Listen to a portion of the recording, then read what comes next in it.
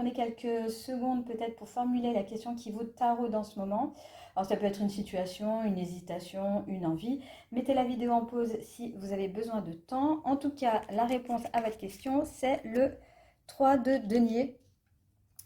Et là, bah, c'est clairement non aujourd'hui. Voilà, on vous dit de ne pas y aller. Pas par fermeture, mais parce qu'en fait, ça manque de fluidité, ce 3 de denier. Ça ressemble plus à un oui forcé que vraiment un oui, oui, allez-y, c'est bon, on ouvre la porte, on y va. Là, c'est plus, là, c'est vraiment, si ça serait un oui, ça serait vraiment un oui forcé en fait. Voilà. Donc, vaut mieux quand même ne pas y aller, attendre un petit peu que les choses se développe, que vous sachiez où vous allez, parce que bah, là, voilà, vous avez retiré quelque chose de votre vie, c'est la papesse, votre énergie principale, ou c'est plus voilà, l'intuition, la sagesse, enfin, voilà, peut-être que vous êtes un petit peu perdu en ce moment, donc avant de prendre des décisions, reconnectez-vous, reconnectez-vous à ce qui vous passionne, et puis bah, avancez, et vous verrez bien ce qui se présente à vous. Donc on termine ce tirage avec l'oracle Magic Soul, et j'ai tiré la carte Les Cristaux. Guérison, limite et besoin. Ces cartes sont juste magnifiques, je l'adore. Donc on va voir le message pour vous pour aujourd'hui.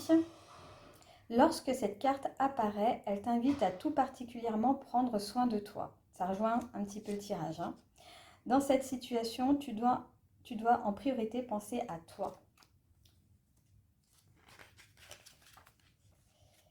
Tu dois être ta priorité même si l'extérieur ne cesse de t'influencer ou de te solliciter. Être sa priorité signifie que tu dois connaître tes limites et tes besoins, les respecter et les faire respecter. Il est important que tu puisses te recentrer sur toi afin de guérir d'une fragilité énergétique, physique ou émotionnelle.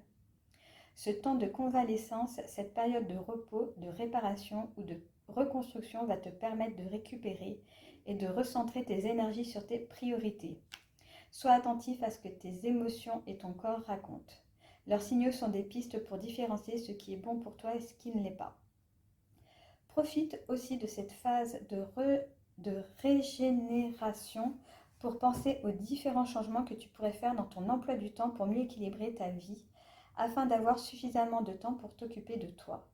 Si une chose en toi est blessée ou agressée, tu dois pouvoir lâcher les tensions, prendre de la distance afin de prendre le temps de mettre des mots sur tes mots.